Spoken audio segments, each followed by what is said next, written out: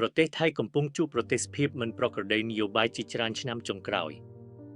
ការប្រកួតប្រជែងអំណាចរវាងគណបក្សនយោបាយដ៏ធំដូចជា Move Forward, FIVE និងក្រុមអំណាចបុរាណបង្កើតជាការបែកចេញយោបល់ក្នុងសង្គមយ៉ាងខ្លាំង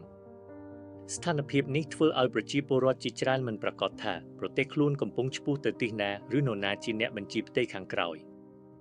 មួយចំនួនអ្នកវិភាគថាអាចមានឥទ្ធិពលពីប្រទេសអឺរ៉ុបឬសហរដ្ឋអាមេរិកក្នុងការតម្រូវការផ្លាស់ប្តូរនយោបាយក្នុងតំបន់បាតុកម្មនិងការជម្លៀសអំណាចត្រូវបានឃើញកើតឡើងជាញឹកញាប់បង្កើតជាការចម្លែកយោបល់និងការចាប់ប្រកាន់គ្នារវាងអ្នកនយោបាយនេះអាចជាប្រភពនៃការខូចខាតស្ថិរភាពក្នុងតំបន់អាស៊ានប្រសិនបើមិនមានដំណោះស្រាយល្អ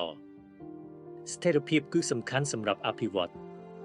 ប្រទេសណាក្លាយជាប្រធានការចលាចលនយោបាយយូរពេលអាចប៉ះពាល់ដល់ពាណិជ្ជកម្មទេសចរនិងទំនាក់ទំនងជាមួយប្រទេសជិតខាងសម្រាប់ប្រជាជនខ្មែរយើងត្រូវសង្កេតព្យាយាមយល់ពីប្រព័ន្ធនយោបាយក្នុងតំបន់ដើម្បីការពារសន្តិសុខនិងអធិបតេយ្យឲ្យភាពជាតិរបស់យើងឲ្យបានរឹងមាំ